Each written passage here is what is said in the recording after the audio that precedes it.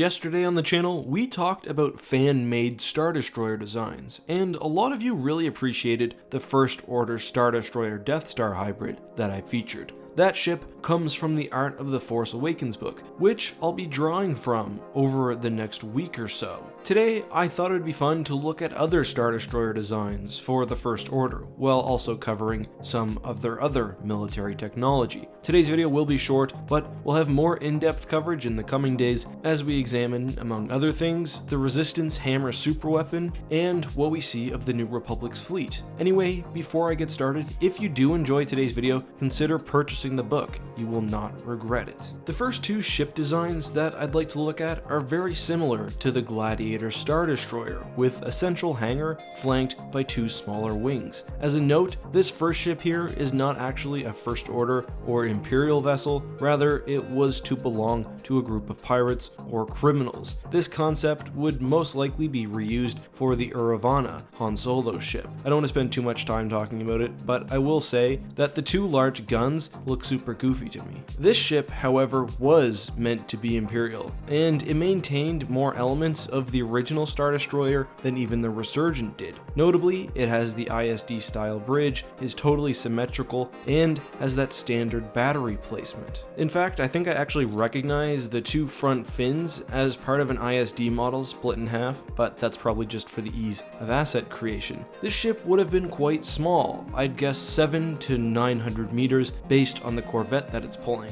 And speaking of, I don't like the grappling mechanic that is shown here, which seems overly mechanical in a universe that has tractor beams. One thing we do notice for not only this ship, but every single Star Destroyer concept art produced, is that it has a sort of modernized design, and I'm talking modernized from both our standards in the real world and even aesthetically within the Star Wars world. One artist, when talking about Stormtroopers, really nailed, I think, how they made First Order designs modernized than their Imperial predecessors. I quote, "Things have smaller radii, tighter lines, and they're more lightly faceted, as opposed to the smooth and windswept-like stuff from the 70s. In this case, notice how the superstructure sort of glides into the ship's wings. The engines has those smooth mounts on the back. The ship is much thinner, and you can compare it with, for example, the Gladiator-esque pirate ship that we just talked about, which is very, very bulky. I think it conveys technological advancement quite well. That being said, due to size and just some oddities of design, I'm quite glad they didn't go with this Star Destroyer model. Let's look at the next designs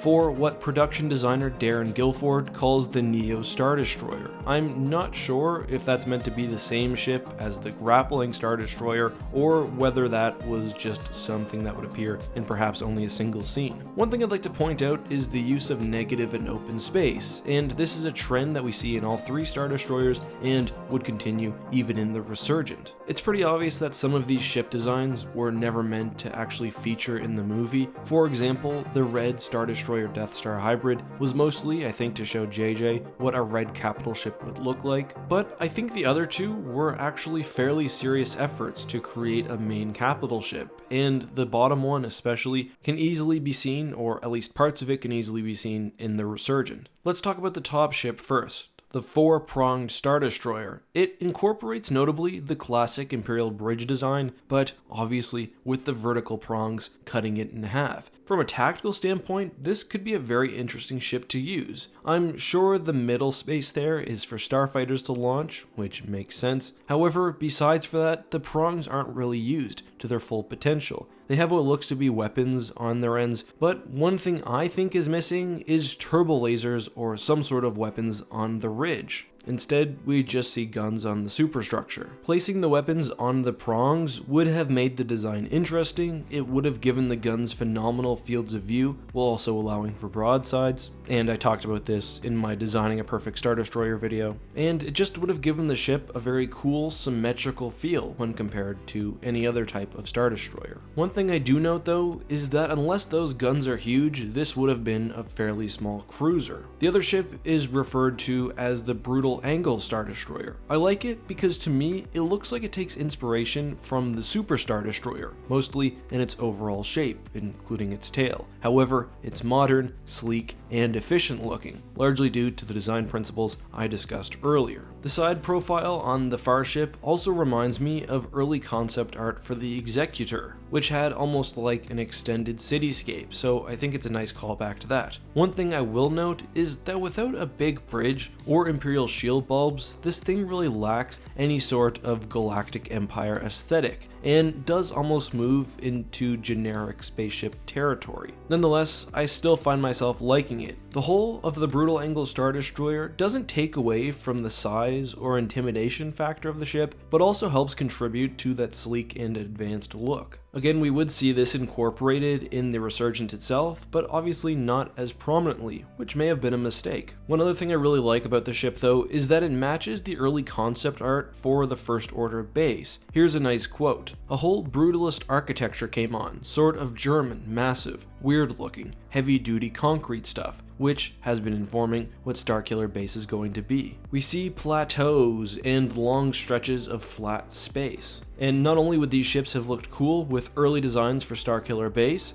but also the Mega Star Destroyer. And I think you can see what I mean from this fan image, which I'll source in the description. Next, we have what I believe to be a further iteration on the prior design, and we're getting closer to the Resurgent. It seems like at this point, they've more or less narrowed down the general look they want, but are still making refinements. So the ship no longer has a large hull, but continues the use of negative space. However, unlike having a Resurgent style underbite, it has almost these valleys that go into the ship itself. We continue to see the sleek modernized design, which was arguably pulled back a little bit on the Resurgent, but this ship does look hyper practical as well. We can even see some guns, notably an array of turbolasers to the side of the superstructure, but I don't see anything like hangar bays, perhaps they're in those valleys. There is one thing that I think this ship lacks. I see the Resurgent Star Destroyer as sort of a holistic evolution of the ISD. This ship still sort of looks like just an ordinary sci-fi vessel with a Star Destroyer bridge placed on top. The Resurgent, on the other hand, I think improves upon the Imperial design, adds some asymmetry to spice things up, and maintains something closer to the original Star Destroyer profile while still making it look modern and advanced. For that reason, I really like what they ended up with in the finalizer and the Resurgent line generally. As I said, I like its flatness, I like its layers, I like its asymmetry, but I wouldn't have minded to see a bit more of that smooth design to bring a more modern overall feeling, and that would have looked much better with other First Order ships like the MSD and I think even the Dreadnought. Regardless, it seems like the design was finalized by July 2014, and I gotta say, I really like the ship in black. I wonder why they chose to go with slate gray. Other than Star Destroyers, the book does have a few more ship designs that I will very quickly share. We see various Imperial boarding craft and frigates. Personally, I don't like the design of the frigates here unless it was meant to be from the Galactic Civil War era rather than the First Order era. Regardless, I would have appreciated more First Order capital ships generally. We also see other TIE variants, including an earlier version of Kylo's shuttle, which I'm glad they dropped, as it forces the TIE template a bit too much. We also have what they call a Black Ops fighter, which reminds me of the TIE Reaper and the TIE Striker, just perhaps rotated,